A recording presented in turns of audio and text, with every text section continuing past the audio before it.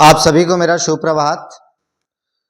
जिला महासमुंद का त्रैमासिक परीक्षा सत्र 2024 का प्रारंभ हो चुका है, जिसमें क्लास 10th का मैथ्स एग्ज़ाम भी कंप्लीट हो चुका है। मैं आज आप लोगों के लिए क्लास 10th मैथ्स एग्ज़ाम का सॉल्यूशन लेकर के आया हूं। सबसे पहले तो हम देखते हैं कि क्लास 10th का मैथ्स एग्ज़ाम 50 मार्क्स का हुआ था और इसमें टोटल 40 क्वेश्चन सॉल्व करने थे। कितने क्वेश्चन सॉल्व करने थे? 14 क्वेश्चन सॉल्व करने थे। तो आइए देखते हैं प्रश्न क्रमांक 1 से सॉल्यूशन क्या क्या होगा। तो सबसे पहला प्रश्न क्रमांक 1 दो भाग में बटा है, अ और ब। पहला भाग है सही विकल्प चुनकर लिखिए। उत्तर क्रमांक 1 का अ सही विकल्प चुनकर लिखना है। यह प्रश्न क्रमांक 1 का पहला भाग। तो पहला प्रश्न है सही विकल्प चुनकर लिखिए में बहुपद 5x ऋण 9 और 2x धन 5 का योग है। दो बहुपद दिए हैं। पहला बहुपद है 5x ऋण 9 और दूसरा बहुपद है 2x धन 5।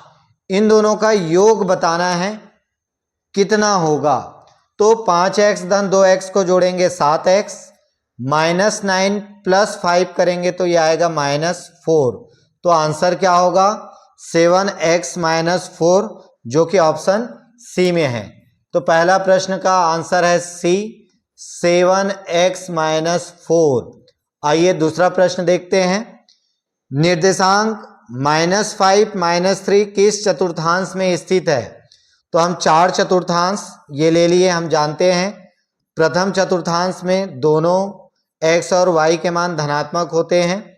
द्वितीय चतुर्थांश में x के मान ऋणात्मक और y के मान धनात्मक। तृतीय चतुर्थांश में x और y दोनों के मान ऋणात्मक।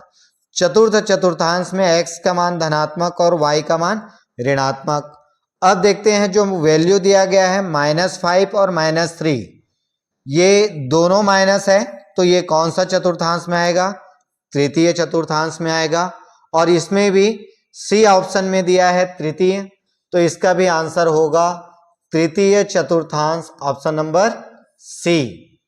तीसरा प्रश्न है 6:10 समानुपात x अनुपात 25। तो यहां पर 6:10, 6/10 समानुपात को मैं इक्वल में लिखा, x/25। यहां से इसका तिर्यक गुणा करेंगे तो 6 × 25 पक्षांतर कर दिए 25 को, /10 बराबर x। यहां से कैंसल करेंगे 5 दूनी 10, 5 पंचे 25, 2 एकम 2 तिया, 3 का गुणा 5 से करेंगे तो x की वैल्यू कितनी आएगी? 15 आएगी। तो यहां पर देखते हैं ऑप्शन में 15 दिया है कि नहीं? दिया है, A 15। तो तीसरा का आंसर है A, इसका आंसर 15 है।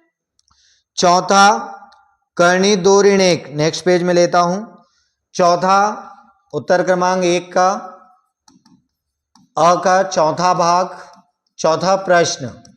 चौथा प्रश्न है कर्णी 2 ऋण 1 और कर्णी 2 धन 1 का समांतर माध्य कितना होगा?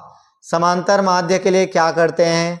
कर्णी 2 ऋण 1 और धन कर्णी 2 धन 1 दोनों पद को जोड़ के 2 से भाग देंगे तो ये क्या मिल जाएगा?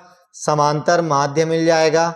तो -1 + 1 कैंसल होगा, दोनों को ऐड करेंगे 2 कर्णी 2 आएगा, अपान 2 है, 2 और 2 कैंसल हो जाएगा, आंसर आ जाएगा कर्णी 2। तो चौथा का ऑप्शन है ए कर्णी 2।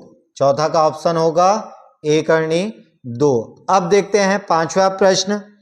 श्रेणी 3 8 13 समांतर श्रेणी दिया है। कितना दिया है? 3 8 13 डैश डैश डैश। तो यहां पर सर्वांतर होगा, क्या निकालना है? सर्वांतर निकालनी है। सर्वांतर डी से दर्शाते हैं और द्वितीय पद में हम प्रथम पद को क्या करते हैं? घटाते हैं। सर्वांतर का फार्मूला है द्वितीय पद माइनस प्रथम पद, 8 में 3 घटाएंगे, ये आ जाएगा आंसर 5। देखते हैं कौन सा ऑप्शन है। तो यहाँ पर ए बी सी में दिया है 5, तो यहाँ पर हो जाएगा सी ऑप्शन, इसका हो गया 5। तो ये हो गया प्रश्न क्रमांक 1 का सही विकल्प चुनकर लिखना। अब हम दूसरा भाग देखते हैं प्रश्न क्रमांक 1 का, रिक्त स्थानों की पूर्ति कीजिए। उत्तर क्रमांक 1 का दूसरा भाग ब, रिक्त स्थानों की पूर्ति करना है। पहला है, एक द्विघात बहुपद में अधिकतम कितने शून्यक होते हैं।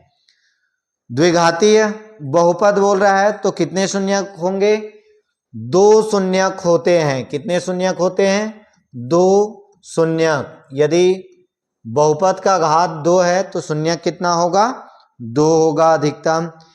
एक एक्स अक्ष में स्थित किसी बिंदु की कोटि खाली स्थान होती है। कोटि पूछा है, कोटि मतलब एक्स अक्ष में कोटि बोलने से y का निर्देशांक, और x अक्ष में y का निर्देशांक कितना होता है, 0 होता है। कितना होता है, 0। मूल बिंदु का निर्देशांक, ये भी हम लोगों को पता है, मूल बिंदु का निर्देशांक होता है 0 0। x का वैल्यू भी 0 और y का वैल्यू भी 0।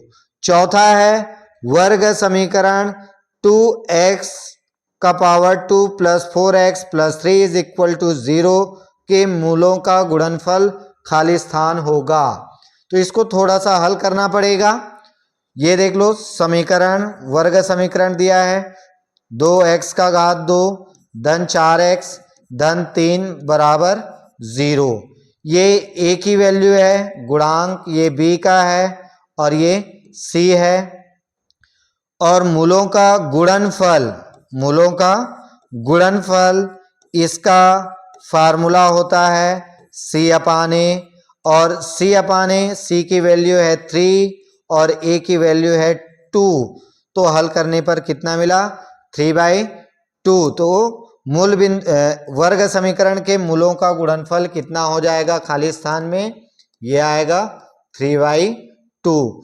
क्वेश्चन नंबर 5, क्वेश्चन नंबर 5 है, 60 रुपए का 5% खाली स्थान होगा। कितने रुपए का, 60 रुपए का।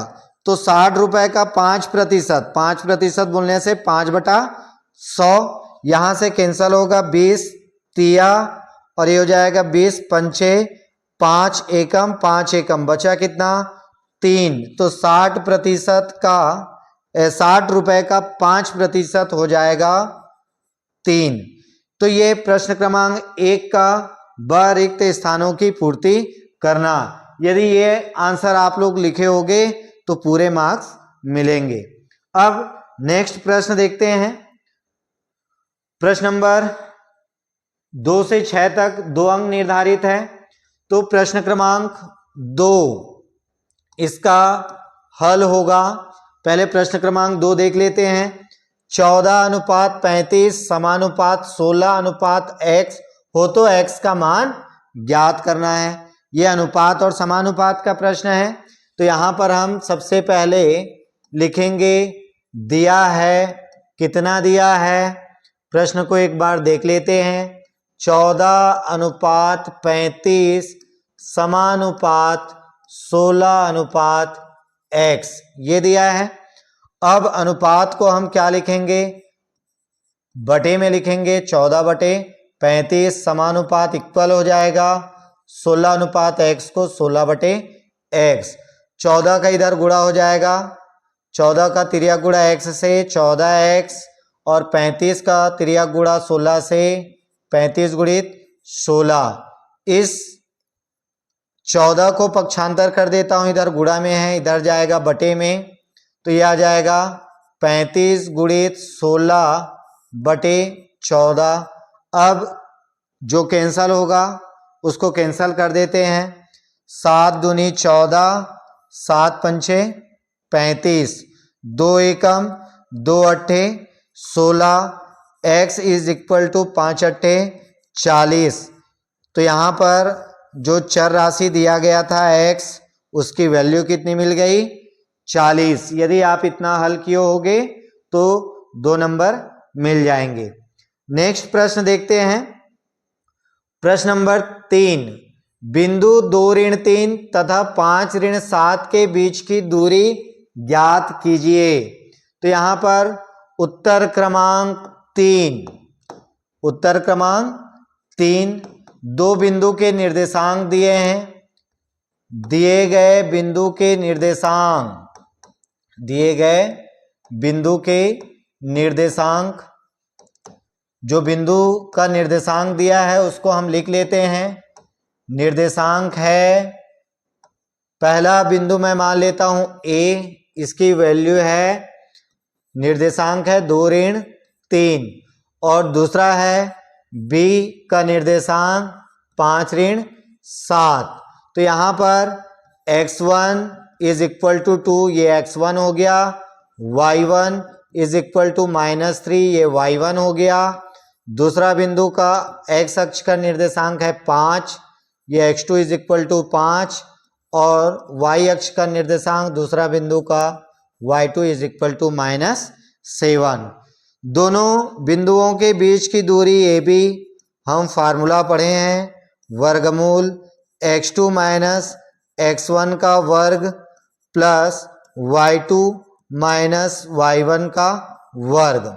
इसमें हम मान रखेंगे इस फार्मूले में x2 की वैल्यू है 5, ये x2 की वैल्यू हो गया 5, माइनस x1 की वैल्यू है 2, x1 के जगह पे हमने 2 रख दिया पूरे का स्क्वायर, फिर प्लस y2 की वैल्यू है -7, मैंने -7 रख दिया, ये माइनस का माइनस, y1 की वैल्यू है -3, तो ये माइनस माइनस प्लस 3 हो जाएगा, फिर उसका होल स्क्वायर, ये आ जाएगा 5 में 2 घटाएंगे 3 का होल स्क्वायर, -7 प्लस 3 -4 हो जाएगा का होल स्क्वायर, ये आ जाएगा 3 का वर्ग 9 हो जाएगा, और -4 का वर्ग धन आएगा 16, दोनों को जोड़ देंगे, वर्गमूल 25 आ गया, और वर्गमूल 25 का वैल्यू होता है 5, तो यहाँ पर AB की वैल्यू आ गई 5। यहाँ पर दूरी है, दूरी का मात्रक यहाँ नहीं लिखा है तो इकाई लिख लेना, आंसर आएगा 5 इकाई। तो ये हो गया क्वेश्चन नंबर 3। अब नेक्स्ट क्वेश्चन देखते हैं, क्वेश्चन नंबर 4, समांतर श्रेणी 9 5 1 ऋण 3 डैश डैश डैश का 10वां पद याद करना है। कौन सा क्वेश्चन है? 4। तो यहां पर मैं ले लेता हूं उत्तर क्रमांक 4। सबसे पहले यहां पर लिखेंगे दी गई समांतर श्रेणी है, क्या लिखेंगे? दी गई समांतर श्रेणी है। समांतर श्रेणी को मैं यहां पर लिख लेता हूं, कितना है? 9 5 1 ऋण 3 डैश डैश डैश मैंने लिख लिया। ये क्या है? पहला वाला 9 जो लिखा है ये प्रथम पद है, प्रथम पद को दर्शाते हैं A से, A की वैल्यू है 9। द्वितीय पद को दर्शाते हैं B से, द्वितीय पद की वैल्यू है 5। और सर्वांतर निकालते हैं, सर्वांतर को दर्शाते हैं D से, और सर्वांतर होता है द्वितीय पद माइनस प्रथम पद, ये हम फार्मूला पढ़े हैं। तो द्वितीय पद ये है अपना 5 और प्रथम पद है 9, तो 5 में 9 घटा देंगे, सर्वांतर की वैल्यू आ जाएगी 5 - 9 - 4। अब हम कौन सा पद ज्ञात करना है बोल रहा है उसमें प्रश्न में? 10वां पद। यहां हम लोगों को nवां पद का फार्मूला पता है। nवां पद का फार्मूला होता है a + n - 1 × d। 10वां पद n के जगह पे 10 रखना है। 10वां पद इस a की वैल्यू हमने यहाँ पर लिखा है, प्रथम पद 9 प्लस n, 10वां पद ऋण 1 और d की वैल्यू यहाँ पर आया है -4 है, d की वैल्यू माइनस है इसलिए मैंने ब्रैकेट में लिख दिया। ये आ जाएगा 9 प्लस 10 माइनस 1 ये आ जाएगा 9 और ये है सर्वांतर -4 9 प्लस माइनस माइनस 9 चौक 36 9 माइनस 36 ये आ जाएगा -27। तो समांतर श्रेणी जो दिया गया था उसका 10वां पद कितना मिला -27। तो ये हो गया क्वेश्चन नंबर 4 हो गया। यदि इतना हम सॉल्व करते हैं तो पूरे के पूरे 2 मार्क्स मिलेंगे। नेक्स्ट क्वेश्चन देखते हैं। क्वेश्चन नंबर है 5 वर्ग समीकरण 4x² - 4x + 1 = 0 का विभेदक ज्ञात कीजिए। ये तो और भी आसान है। यहां पर अब हम देखते हैं क्वेश्चन नंबर 5 का हल क्या होगा। तो सबसे पहले एक वर्ग समीकरण दिया है तो यहां पर लिखेंगे दिया गया वर्ग समीकरण है और हम वर्ग समीकरण को लिख लेते हैं। कितना दिया है 4x² - 4x + 1 = 0। अब यहां पर a की वैल्यू जो x² का गुणांक है ये a है, a की वैल्यू 4 है। b की वैल्यू कितनी है, b जो x का गुणांक है ये है -4 b की वैल्यू है और जो अचर राशि है ये c होता है, c की वैल्यू है 1। प्लस है, प्लस लिखने की आवश्यकता नहीं है। अब हमको विभेदक का फार्मूला पता है। किसका फार्मूला पता है, विभेदक को दर्शाते हैं d = होता है b² - 4ac। b की वैल्यू है -4 यहां पर रख देते हैं, -4 का स्क्वायर, फिर -4 a की वैल्यू है 4 और c की वैल्यू है 1। -4 का स्क्वायर करेंगे तो +16 आएगा, 4 चौक 16 × 1 ये भी 16 आएगा। अब 16 - 16 आ जाएगा 0। तो इस वर्ग समीकरण का विभेदक कितना मिल गया, 0 मिल गया। यदि इसी प्रकार हल किए होगे तो पूरे 2 मार्क्स मिलेंगे। नेक्स्ट प्रश्न देखते हैं। क्वेश्चन नंबर 6 2x का वर्ग प्लस धन 10x धन 24 में शून्यकों का योगफल ज्ञात करना है। तो यहां पर प्रश्न नंबर 6 में एक बहुपद दिया है और बहुपद कौन सा है, द्विघातीय बहुपद। कौन सा है, द्विघातीय बहुपद दिया है, ठीक है। और द्विघातीय बहुपद कितना दिया है, 2x का वर्ग धन 10x धन 24 ये दिया है। इसमें a की वैल्यू कितनी है, b की वैल्यू कितनी है, c की वैल्यू कितनी है देख लेते हैं। ये a की वैल्यू है 2, b की वैल्यू है 10 और c की वैल्यू है 24, इतना है। और हम लोगों को ज्ञात करना है शून्यकों का योगफल। क्या ज्ञात करना है, शून्यकों का योगफल। और शून्यकों का योगफल का फार्मूला होता है -b/a। कितना होता है, -b/a। तो यहां पर -b की वैल्यू है 10 और a की वैल्यू है 2। यहां से 2 एकम 2 पंचे कैंसल हो जाएगा तो शून्यकों का योगफल हम लोगों को प्राप्त हो जाएगा -5। क्या मिलेगा, -5। तो यहां पर शून्यकों का योगफल -5 प्राप्त हुआ। यदि आप लोग भी -5 निकाले हो तो पूरे मार्क्स मिलेंगे। इसके बाद क्वेश्चन नंबर 7 अगला है। क्वेश्चन नंबर 7 वर्ग समीकरण x² - 5x + 6 = 0 को हल कीजिए।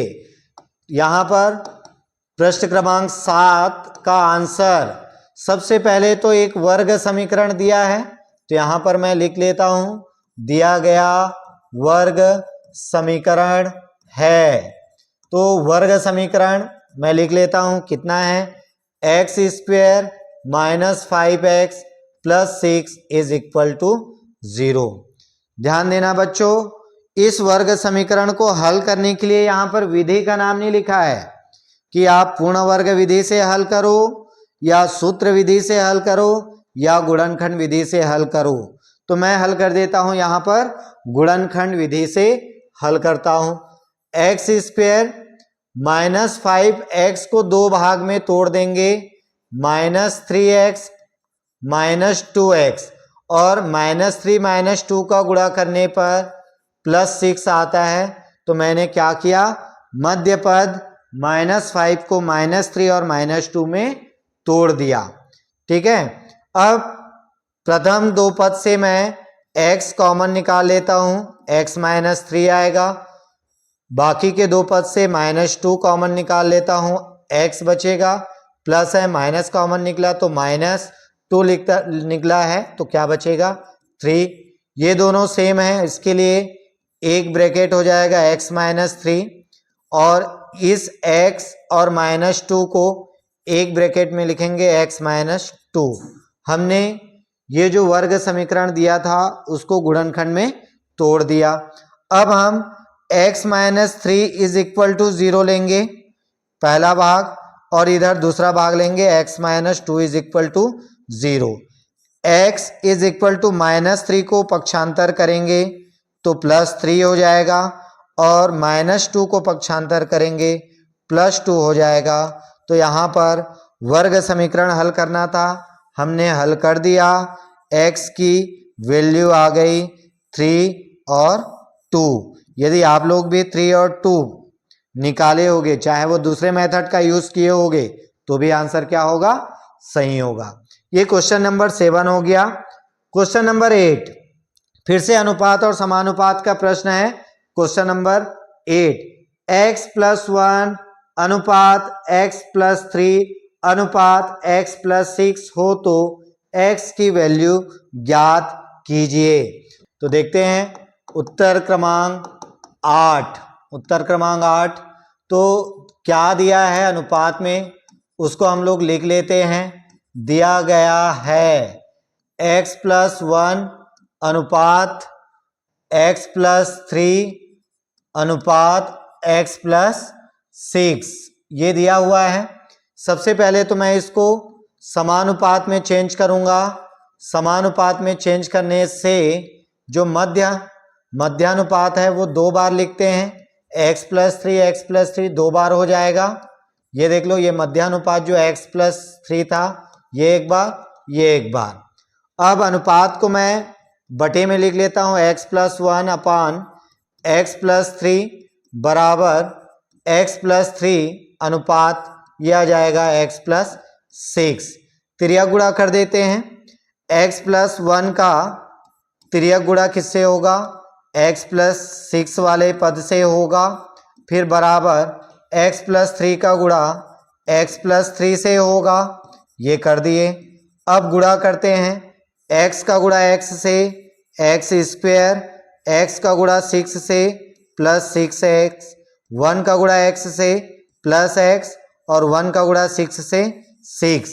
इधर x का गुणा x से x स्क्वायर, x का गुणा 3 से 3x, 3 का गुणा x से प्लस 3x, और 3 का गुणा 3 से 9।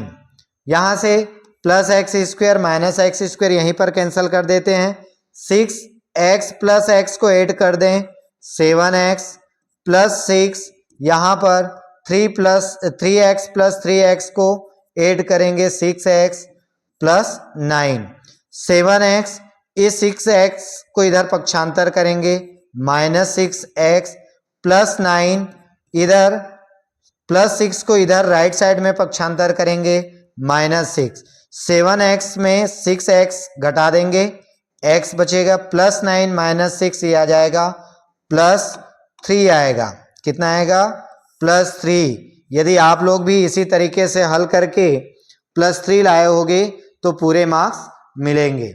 अब नेक्स्ट प्रश्न देखते हैं, क्वेश्चन नंबर 9। क्वेश्चन नंबर 9 जो है रेखा का समीकरण से संबंधित है। रेखा का समीकरण ज्ञात कीजिए जो y अक्ष से 3 माप का अंतःखंड काटती है एवं जिसकी प्रवणता 5/4 है। तो यहां पर उत्तर क्रमांक 9 में मैं फिर से लिखता हूं क्या दिया है दो चीज दिया है। पहला y अक्ष से काटा गया अंतःखंड, यहां पर लिखा है y अक्ष से काटा गया अंतःखंड, ये दिया है। कितना दिया है? ये दिया है, इसकी वैल्यू 3 है। इसकी वैल्यू कितना है? 3। इसी को हम बोलते हैं c इज इक्वल टू 3 हो गया। जिसकी प्रवणता 5/4 है। रेखा की प्रवणता भी दिया है और रेखा की प्रवणता को हम दर्शाते हैं स्मॉल m से, और ये कितना दिया है? 5/4। तो आइए रेखा का अभीष्ट समीकरण क्या होगा देखते हैं। रेखा का अभीष्ट समीकरण, सबसे पहले रेखा का समीकरण आपको पता होगा, ये स्टैंडर्ड फार्मूला है रेखा का समीकरण का, y is equal to mx plus c। कुछ नहीं करना है विद्यार्थियों, c की वैल्यू 3 और m की वैल्यू 5/4 रखनी है। तो y इज इक्वल टू इस m के जगह हमने रख दिया 5/4 x और इस c के जगह हमने रख दिया 3। ये हो जाएगा y इज इक्वल टू, बटे में लिख ले दोनों का एलसीएम 4, और ये आ जाएगा 5x और ये आ जाएगा 4×3 = 12। तिर्यक गुणा कर दें 4y इज इक्वल टू आ जाएगा 5x प्लस 12। 4y को इधर पक्षांतर करेंगे तो 5x minus 4y plus 12 is equal to कितना हो जाएगा? 0 हो जाएगा। तो ये हम लोग को मिल गया रेखा का अभीष्ट समीकरण। आप लोग भी इतना हल किए होगे तो पूरे मार्क्स मिलेंगे। अब देखते हैं क्वेश्चन नंबर 9 हो गया। क्वेश्चन नंबर 10 है। क्वेश्चन नंबर 10 बहुपद दिया गया है px करके 2x² माइनस 2x प्लस 4। तो यहां पर उत्तर क्रमांक 10, सबसे पहले तो बहुपद की वैल्यू लिख लेता हूं जो क्वेश्चन में दिया गया है। बहुपद px इज इक्वल टू लिखा है 2x² माइनस 2x प्लस 4, ये वैल्यू दिया है। हम लोगों को p0 और p2 की वैल्यू ज्ञात करना है। किसकी वैल्यू? p0। तो यहां पर यदि हम x इज इक्वल टू 0 रखते हैं, क्या रखते हैं? 0 रखते हैं, तो हम लोगों को प्राप्त होगा p0। इस x के जगह पे 0 रख दिया, यहां पर भी 0 रखेंगे तो 2 इस x के जगह पे 0, ये 0 का वर्ग इन दोनों के बीच गुणा का चिन्ह, माइनस 2 इन दोनों के बीच भी गुणा का चिन्ह, फिर प्लस 4। 2 का गुणा 0 से 0, माइनस 2 का गुणा 0 से 0 प्लस 4। तो यहाँ पर p0 ये आ जाएगा प्लस 4। पहला मिल गया, p0 की वैल्यू 4 मिल गया। दूसरा निकालना है p2 की वैल्यू। कब आएगा? जब हम x इज इक्वल टू 2 रखेंगे। जो बहुपद दिया है उसमें कितना रखेंगे? x is equal to 2। तो बहुपद p x की वैल्यू 2 रख दिए, यहां पर भी 2 रखो, यहां पर भी 2, तो कितना आ जाएगा? 2 इंटू x² 2 रख दिया, माइनस 2x 2 रख दिया, प्लस कितना है? 4। तो ये आ जाएगा 2 इंटू 2 का स्क्वायर, ये 2 का स्क्वायर है, 2 का स्क्वायर 2 इंटू 2 कितना आएगा? 4, माइनस 2 इंटू 2 माइनस 4, ये है फिर अंत में प्लस 4, माइनस 4 प्लस 4 कैंसल हो जाएगा। p2 की वैल्यू आ जाएगी 2 चौक 8। तो यहां पर p2 की वैल्यू कितनी आ गई? p2 की वैल्यू आ गई 8। तो ये हो गया p0 और p2 की वैल्यू। इतना भी हल करते हैं तो पूरे मार्क्स मिलेंगे। अब हम देखते हैं क्वेश्चन नंबर 11। क्वेश्चन नंबर 11 है, दर्शाइए कि निम्न समीकरण निकाय का अद्वितीय हल होगा।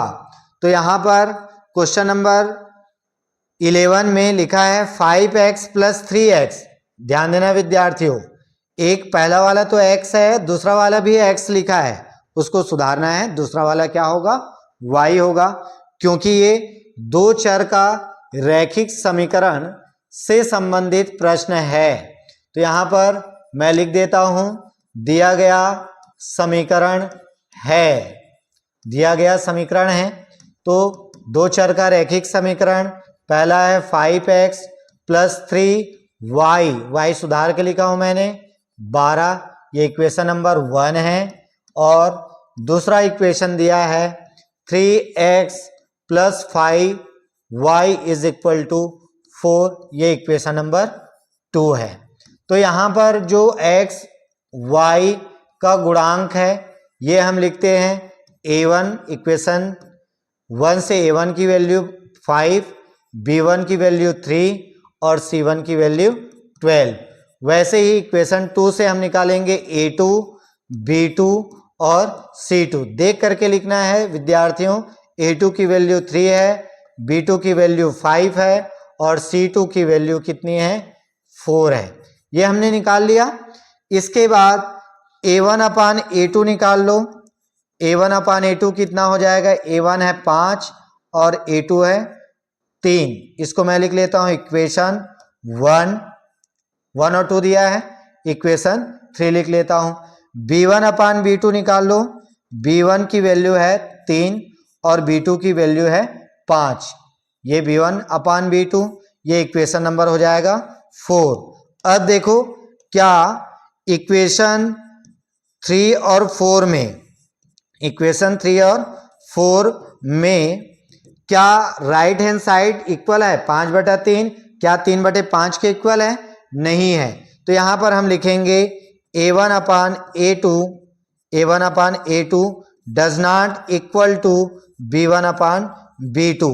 तो यदि जब a1/a2 does not equal to b1/b2 होता है तो समीकरण निकाय एक अद्वितीय हल रखता है। नीचे में लिखना है कि समीकरण निकाय का एक अद्वितीय हल होगा। ठीक है, तो ये हो गया क्वेश्चन नंबर 11 का आंसर। अब देखते हैं हम क्वेश्चन नंबर 12। यहां से विद्यार्थियों 5 नंबर के प्रश्न प्रारंभ हो जाते हैं और इसमें ऑप्शन भी दिया गया है। इसमें क्या है? ऑप्शन भी दिया गया है। तो उत्तर क्रमांक 12 का पहला ऊपर वाला प्रश्न, सूत्र विधि से समीकरण हल करना है। तो वर्ग समीकरण दिया है, क्या दिया है? दिया गया वर्ग समीकरण है, दिया गया वर्ग समीकरण है। तो यहां पर जो वर्ग समीकरण दिया है उसको मैं लिख लेता हूं। कितना है विद्यार्थियों? 9x² - 3x - 2 = 0। यहां से हम a, b और c की वैल्यू जैसे पहले ज्ञात किए हैं वैसे यहां पर निकाल लेते हैं। ये x² का जो गुणांक है वो a की वैल्यू है और x का जो गुणांक है वो b की वैल्यू है -3 और जो अचर पद है वो c की वैल्यू है -2। abc की वैल्यू निकालिए और जिस सूत्र से हम लोगों को x की वैल्यू ज्ञात करनी है उस सूत्र को हम क्या बोलते हैं? श्रीधराचार्य का सूत्र। क्या बोलते हैं? श्रीधराचार्य का सूत्र। और सूत्र होता है x = -b ± √b² - 4ac/2a। यहां से मान रखेंगे ए बी सी का, माइनस का माइनस, b की वैल्यू है -3, पहले से माइनस है ऑलरेडी इसलिए मैंने ब्रैकेट में लिखा है। फिर प्लस माइनस √b², b की वैल्यू है -3, स्क्वायर करना है तो ब्रैकेट लगा देता हूं। फिर -4, a की वैल्यू है 9 और c की वैल्यू है -2, फिर अपॉन 2, a की वैल्यू है 9। तो ये आ जाएगा माइनस माइनस क्या हो जाएगा? प्लस हो जाएगा, +3 प्लस माइनस √-3 का स्क्वायर हो जाएगा 9, माइनस का गुणा माइनस से प्लस 4 इंटू 9, 4 निया 36, 36 दूनी 72 अपन 2 निया कितना हो जाएगा 18। ये आ जाएगा +3 प्लस माइनस अंडर रूट 9 + 72 81 अपन 18। फिर ये आ जाएगा +3 plus minus under root 18 under root 81 81 किसका पूर्ण वर्ग है 9 का पूर्ण वर्ग है, तो ये आ जाएगा 9 अपन 18। ये किसकी वैल्यू है x। यहां पर प्लस माइनस दिया है, एक बार प्लस लेंगे एक बार माइनस, तो यहां पर प्लस लेने पर क्या लेंगे प्लस लेने पर x is equal to +3 plus minus का +9, फिर से एक बार देख लेते हैं +9 अपन 18 दोनों को जोड़ेंगे 9 + 3 12 12 अपन 18 कैंसल होगा 6 दूनी 12 6 तिया 18। x की पहली वैल्यू मिल गई 2/3, ये प्लस लेने पर मिला। अगला उसी में माइनस लेने पर क्या लेंगे minus x is equal to +3, यहाँ पर प्लस माइनस था उसका माइनस लेंगे -9 अपान नीचे में कितना है 18 +3 -9 -6 अपान 18 कैंसल होगा 6 कम 1 और 6 तिया 18, तो x की दूसरा वैल्यू मिला -1/3, तो ये हो गया x का सेकेंड वैल्यू -1/3। आप यदि इतना हल करते हो तो पूरे के पूरे 5 मार्क्स मिलेंगे। कितने मार्क्स मिलेंगे 5। इसी का हम दूसरा प्रश्न देखते हैं। समीकरण हल कीजिए। क्वेश्चन नंबर 12 में एक और प्रश्न है, अथवा यदि कोई विद्यार्थी दूसरा प्रश्न को बनाया होगा तो वो भी इस हल को देख सकता है। तो यहाँ पर एक चर का रैखिक समीकरण दिया है। क्या दिया है एक चर का रैखिक समीकरण, दो रैखिक समीकरण दिए गए हैं, एक चर नहीं दो चर का रैखिक समीकरण दिया गया समीकरण है। दो चर इसलिए हैं क्योंकि x और y के रूप में है, तो दो समीकरण दिए हैं और दोनों दो चर के रैखिक समीकरण हैं। 4x + 7y is equal to 18, ये पहला समीकरण है, और दूसरा समीकरण है 2x + y is equal to 4। तो ध्यान देना विद्यार्थियों, ये दो चर के रैखिक समीकरण हैं। कितने चर के दो चर के। हल करना है, हल करने के 3 विधियां हैं। कौन कौन से विलोपन, प्रतिस्थापन और फिर वज्र गुणनखंड। आप किसी भी विधि से हल कर सकते हैं। मैं यहां पर हल कर देता हूं विलोपन विधि से। किस विधि से हल करूंगा विलोपन विधि से। विलोपन विधि से हल करते हैं। विलोपन विधि में ये दोनों गुणांक को क्या करना है इक्वल करना है। तो ऊपर वाले में 4 है, नीचे में कितना है 2 है, तो 2 को 4 करना है। समीकरण 2 में कितने का गुणा करना पड़ेगा 2 को 4 करने के लिए 2 का गुणा करना पड़ेगा। किस समीकरण में 2 में। आइए 2 का गुणा करते हैं। 2 दूनी 4x प्लस इसमें भी 2 का गुणा 2y, इसमें भी 2 का गुणा 4 दूनी 8, ये हो जाएगा समीकरण 3। और समीकरण 1 में 3 को घटा देते हैं। समीकरण 1 में समीकरण 3 को घटाते हैं, तो समीकरण नंबर 1 है 4x + 7y is equal to 18, और समीकरण 3 आया है 4x + 2y is equal to 8। घटाना है तो इसका चिन्ह माइनस हो जाएगा, ये प्लस का माइनस हो जाएगा, प्लस का भी minus. 4x - 4x cancel, 7y में -2y घटाएंगे तो कितना बचेगा 5y, 18 में -8 घटा देंगे तो बचेगा 10, y इज इक्वल टू आ जाएगा 10/5। इस 5 को इधर क्या कर दिए पक्षांतर, 5 एकम और 5 का गुणा 2 से करेंगे 10, y की वैल्यू कितनी आ गई 2 आ गई। अब इस y की वैल्यू किसी भी समीकरण में रखेंगे। मैं रख देता हूं समीकरण 2 में y की वैल्यू कितना आया है, 2 आया है। y इज इक्वल टू 2 समीकरण 2 में रख देते हैं, किसी में भी रखेंगे तो x की वैल्यू मिलेगा। मेरे को समीकरण 2 ठीक लगा क्योंकि उसमें हल करना आसान है। समीकरण 2 में रखेंगे। समीकरण नंबर 2 ये वाला है, 2x plus y is equal to 4। मैं एक बार लिख लेता हूं, 2x plus y is equal to 4। तो यहां पर 2x, y की वैल्यू यहां पर रख दूंगा कितना, 2 is equal to 4। 2x plus 2 को इधर पक्षांतर करेंगे तो ये 4 का 4 और 2 को पक्षांतर करूंगा -2। 2x इज इक्वल टू 4 में -2 यह आ जाएगा 2। x इज इक्वल टू 2 को यहाँ पक्षांतर करेंगे, बटे में जाएगा 2/2। 2 2 एकम 2 एकम, x की वैल्यू कितना आ गया, 1 आ गया विद्यार्थियों। तो x की वैल्यू 1 और y की वैल्यू कितना आया है, 2 आया है। यही इन दोनों रैखिक समीकरण का सॉल्यूशन होगा। ठीक है, तो ये हो गए प्रश्न क्रमांक 12। अब देखते हैं प्रश्न क्रमांक 13। प्रश्न क्रमांक 13 फिर अनुपात और समानुपात से प्रश्न है। तो प्रश्न क्रमांक 13 में भी 2 प्रश्न है विद्यार्थियों, 2 प्रश्न है। अथवा करके आप कोई भी प्रश्न हल किए होंगे, मैं दोनों का हल करके बताता हूं। तो पहले ऊपर वाला प्रश्न देखते हैं। दूध और पानी के 100 लीटर मिश्रण में, यहां पर दिया है, क्या दिया है, दिया है दूध और पानी का मिश्रण।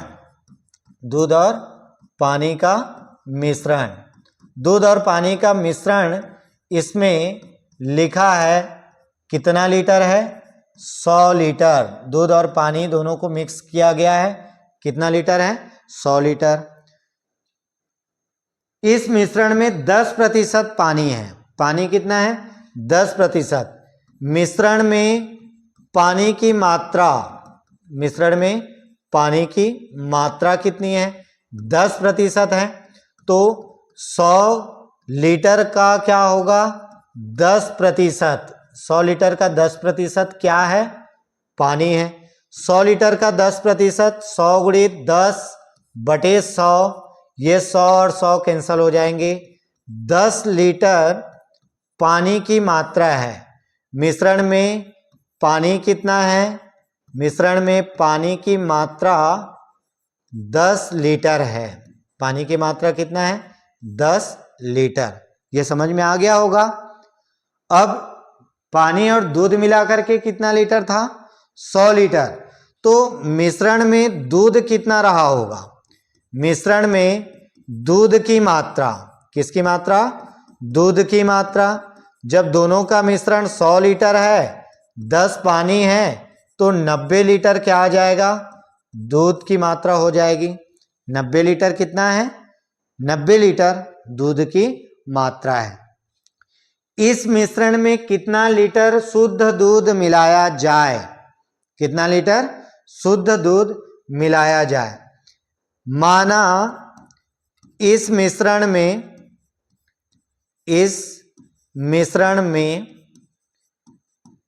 x लीटर शुद्ध दूध मिलाते हैं, x लीटर शुद्ध दूध मिला देते हैं।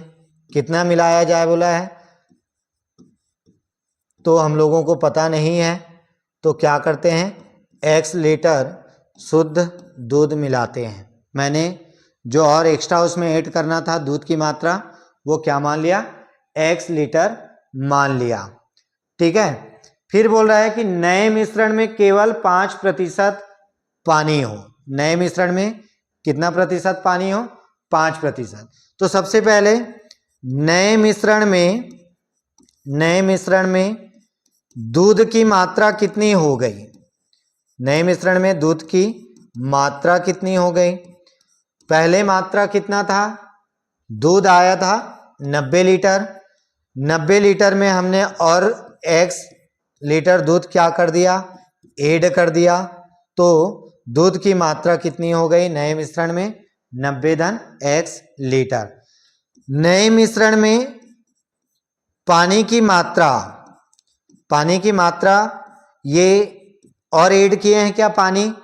और ऐड नहीं किए हैं। पहले जितना पानी था, पहले कितना था? 100 लीटर था, अभी भी 100 बोलता हूं, अभी पहले 10 लीटर था पानी, अभी भी कितना है? 10 लीटर पानी है। तो प्रश्नानुसार यहां पर मिश्रण में केवल 5% पानी हो। मिश्रण में कितना प्रतिशत पानी हो? 5% पानी हो। पानी की मात्रा 10 और दूध की मात्रा नए मिश्रण में कितना है? 90-x। कितना है? पानी की मात्रा नए मिश्रण में 10 लीटर और दूध की मात्रा 90-x। अब नए मिश्रण में 5% पानी हो। कितना प्रतिशत? 5% पानी है और कुल 100% है, तो कितना प्रतिशत दूध हो जाएगा? 95%। तो यहां पर मैंने लिख लिया 10/90-x इज इक्वल टू 5/95 अनुपात और समानुपात का उपयोग करके। अब हम इसका तिर्यक गुणा कर देते हैं, इसका गुणा तिर्यक गुणा करते हैं तो 90-x इसका गुणा हो जाएगा 5 से और 10 का गुणा हो जाएगा 95 से, 10 का गुणा 95 से 950। 90-x बराबर 950/5। ये 5 यहाँ पर गुणा में है, इधर पक्षांतर के बटे में। 5 एकम ये हो जाएगा 5 एकम बचेगा 4, 5 निया 45, 5 शून्यम 0। फिर आ जाएगा x इज इक्वल टू 190 आया है, धन 90 को इधर पक्षांतर करेंगे, ऋण 90, x इज इक्वल टू कितना आ जाएगा? 100 लीटर। तो ये अपना आंसर आ गया। यदि मिश्रण में कितना लीटर दूध मिला है? यदि मिश्रण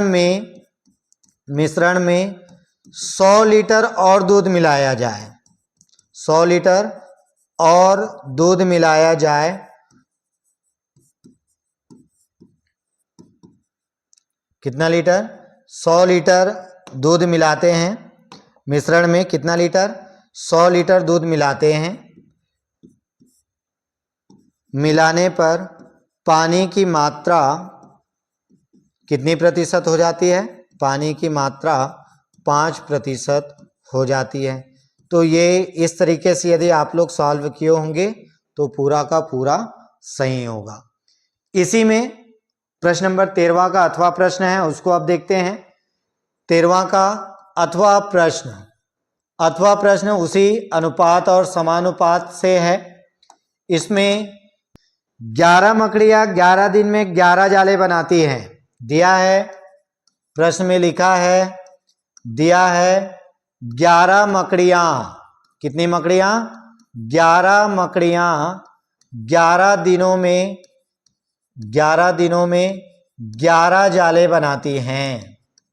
11 मकड़ियां 11 दिनों में 11 जाले बनाती हैं, ये प्रश्न में लिखा है। यदि हम इसी 11 मकड़ियों की बात करें, 11 मकड़ियां एक दिन में कितनी जाल बनाएंगी? एक दिन में कितनी जाल बनाएंगी? इस 11 को इधर 11/11 करेंगे तो 11/11 करने पर कितना आ जाएगा? 1 आएगा। तो 11 मकड़ियां एक दिन में कितनी जाल बनाएंगी? 1 जाल बनाएंगी। ये हो गया। अब इसके बाद बताइए एक मकड़ी एक जाल बनाने में कितने दिन लेते हैं? ये हम लोग को नहीं पता है, तो यहां पर मैं लिख लेता हूं विद्यार्थियों, माना एक मकड़ी एक जाल बनाने में x दिन लेती हैं। दिन पता नहीं है तो इसलिए मैंने क्या लिया? दिन की जगह क्या मान लिया? x दिन मान लिया। अब विद्यार्थियों यहां पर जब हम अनुपात वाला पढ़ते हैं तो एक समानुपात होता है, एक होता है विपरीत अनुपात। तो ध्यान देना विद्यार्थियों, यदि हम 11 मकड़ियां लेते हैं और दिनों की संख्या तो निकालना है, एक जाल बनाने के लिए दिन की संख्या कम हो जाएगी। यदि हम मकड़ियों की संख्या बढ़ाते हैं, एक जाल बनाने में दिनों की संख्या क्या हो जाएगी? कम हो जाएगी। तो यहां पर लिखना पड़ेगा कम हो रही है, क्या हो रही है? कम हो रही है। तो यहां पर लिखेंगे मकड़ियों की संख्या व दिनों की संख्या। कौन सा दिन? जाल बनाने में लगे दिनों की संख्या विपरीत अनुपात में है। कौन से अनुपात में है? विपरीत अनुपात। कैसे पता चला? पता इसलिए चला कि यदि हम मकड़ियों की संख्या बढ़ाते हैं तो जाल बनाने में लगे दिनों की संख्या क्या हो जाएगी? कम होगी। बढ़ाने पर घट रहा है, इसलिए क्या बोलते हैं उसको? विपरीत अनुपात में है। इसलिए यहां पर फिर विपरीत अनुपात में होता है, तो ये फिर लिखते हैं मकड़ियों की संख्या फिर अनुपात मकड़ियों की संख्या फिर लिखते हैं समानुपात दिनों की संख्या। ये दूसरा कंडीशन में दिनों की संख्या, फिर अनुपात पहले कंडीशन में दिनों की संख्या। बताऊंगा इसको मैं मान रखते टाइम। तो कैसे निकालेंगे विद्यार्थियों? ध्यान देना। मकड़ियों की संख्या पहले 11 मकड़ी, फिर अनुपात मकड़ियों की संख्या, दूसरा मकड़ियों की संख्या हमने कितना लिया है? 1 मकड़ी। फिर समानुपात दिनों की संख्या, दूसरे वाले को लेना है विद्यार्थियों। दूसरा वाले में कितना माने हैं? x दिन। और फिर अनुपात दिनों की संख्या में यहां पर कितना आया है? ये हमने लिया है 1 दिन। तो ये हो जाएगा 11/1 समानुपात को इक्वल में x/1। तो ये आ जाएगा x = 11 दिन।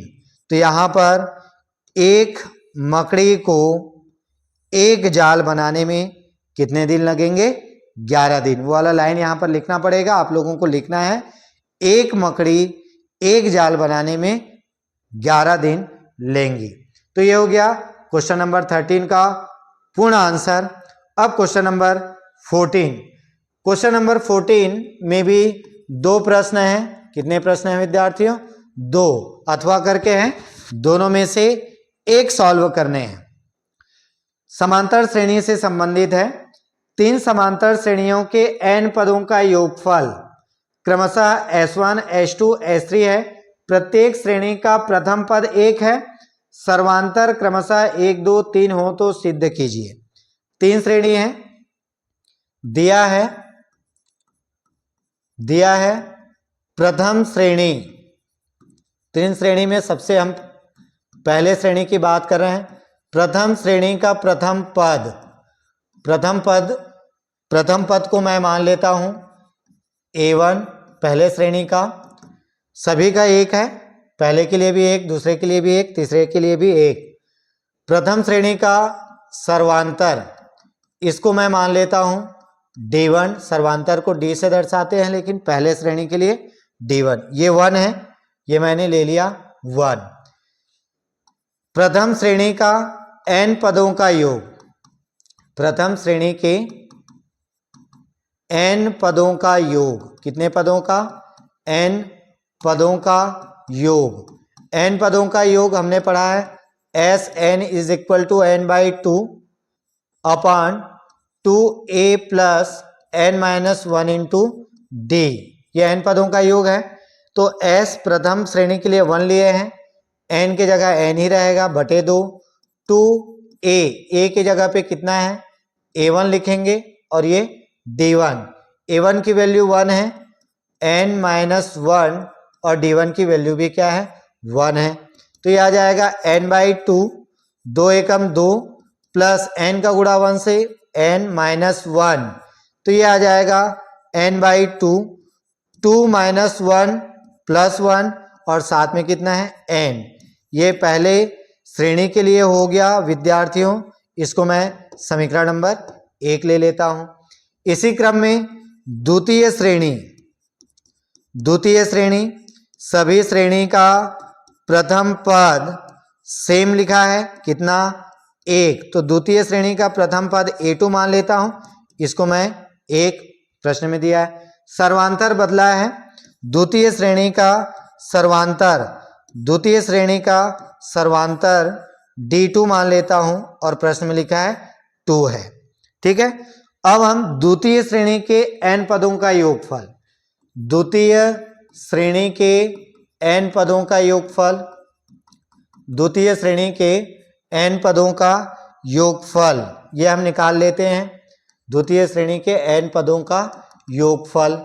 तो इसको प्रश्न में n पदों का योगफल द्वितीय श्रेणी का ये दर्शाया है H2 से, फार्मूला वही होगा n/2, 2a के जगह a2, n-1 d के जगह d2, मान रख देते हैं n/2, 2a2 का मान 1, a2 का मान 1 और d2 का मान कितना है 2 है, तो यहाँ पर a2 का मान 1 प्लस n-1 d2 का मान कितना है 2 है। सॉल्व कर देते हैं, n/2, 2 एकम 2, 2 का गुणा n से 2n ऋण 2, यहाँ पर +2 -2 कट जाएगा, ये आ जाएगा n/2 इंटू 2n, यहाँ पर फिर 2 और 2 कट जाएगा, H2 इज इक्वल टू आ जाएगा n into n, n square. इसको इक्वेशन नंबर 2 मान लेते हैं विद्यार्थियों। ऐसे ही तीसरा हल करेंगे तृतीय श्रेणी। तृतीय श्रेणी का प्रथम पद तो सभी श्रेणी का एक ही लिया है, तृतीय श्रेणी का प्रथम पद मैं दर्शा देता हूं A3 से विद्यार्थियों, इसकी वैल्यू है 1, कितनी है 1, और तृतीय श्रेणी का सर्वांतर इसको दर्शा देते हैं D3 से, इसकी वैल्यू लिखा है 3 है। तो यहाँ पर तृतीय श्रेणी के n पदों का योगफल, फिर वही फार्मूले का प्रयोग करेंगे विद्यार्थियों, लेकिन दर्शाने का तरीका S3, प्रश्न में लिखा है S3 है, फार्मूला वही होगा n/2, 2a3, a के जगह a3, n-1 और d के जगह d3। अब इसमें a3 और d3 का मान रख देते हैं नेक्स्ट पेज में, तो ये आ जाएगा S3 is equal to n/2, ये हो जाएगा 2a3 का मान कितना है 3 है, 2a3 का मान 3 प्लस n-1 इंटू d3 का a3 का मान 1 है विद्यार्थियों, तीनों का वैल्यू कितना है, प्रथम पद का 1 है, तो ये आ जाएगा, फिर से मैं इसको लिख रहा हूं 2 इंटू 1 a3 के जगह पे, n-1 d3 के जगह पे कितना है 3 है, यह आ जाएगा n/2, 2 एकम 2, 3 का गुणा इससे करेंगे 3n, फिर 3 का गुणा -1 से -3, यह आ जाएगा n/2 कितना हो जाएगा 3n +2 -3 कितना हो जाएगा -1, तो ये हो जाएगा इक्वेशन नंबर 3। अब यहाँ पर जो सिद्ध करना है S1 प्लस S3 बराबर 2H2, तो उसका मैं LHS ले लेता हूँ, LHS है S1 प्लस S3, S1 की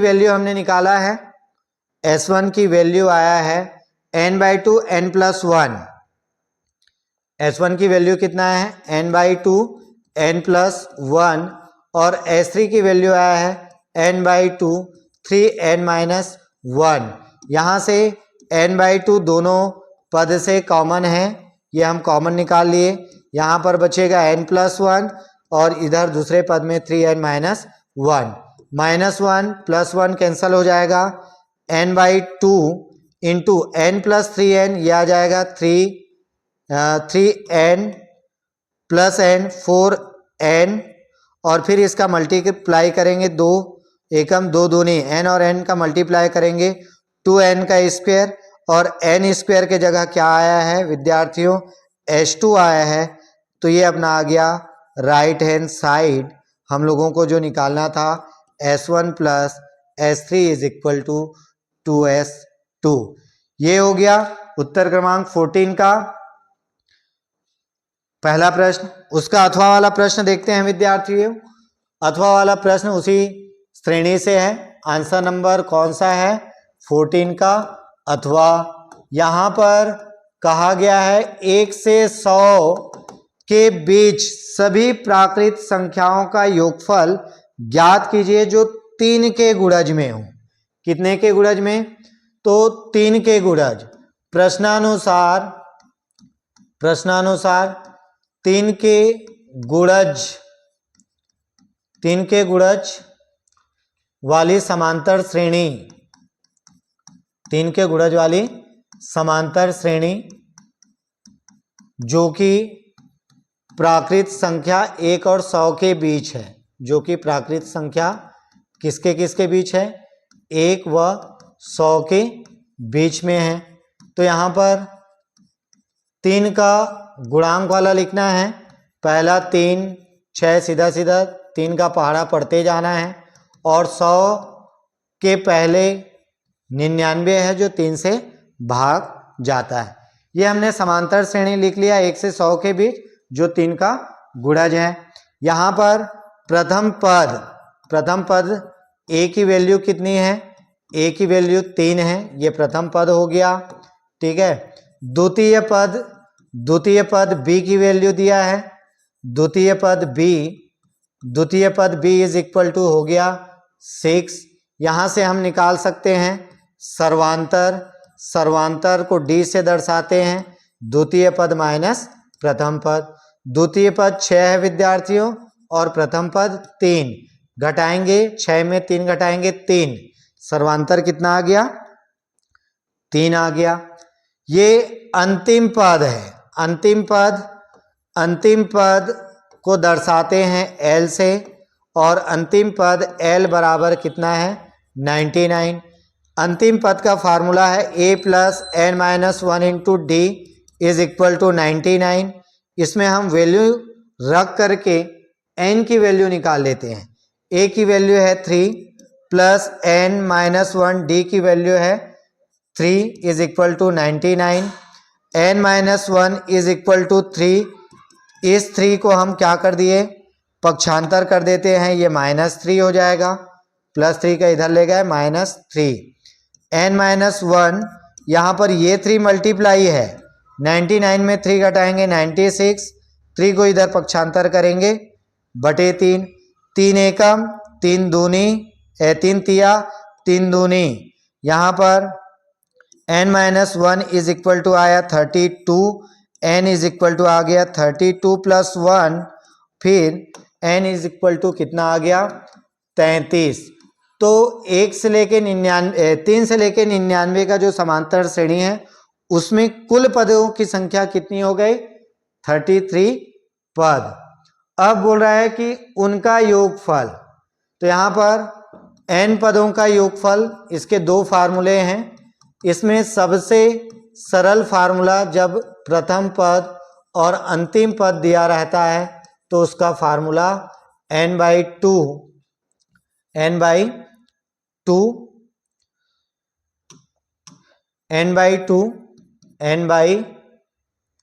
a प्लस l होता है। l अंतिम पद, a प्रथम पद। n का माना है 33 बटे 2 प्रथम पद मिला है। प्रथम पद 3 है और अंतिम पद कितना है? 99। 33/2 इंटू दोनों को जोड़ेंगे 102। ये कटेगा 2 एकम और इसको कटाएंगे 51। मल्टीप्लाई करें 33 का गुणा 1 से 33 का 3 हासिल 3। 33 का गुणा 5 से 165 और 3 168। तो यहाँ पर n पदों का योगफल निकालना था। कितना मिल गया हम लोगों को? ये मिल गया 1683। तो ये हमने आज जो एग्ज़ाम हुआ है 10th मैथ्स का हमने कंप्लीट सॉल्यूशन देखा है। आप मेरे YouTube चैनल को लाइक सब्सक्राइब कीजिएगा।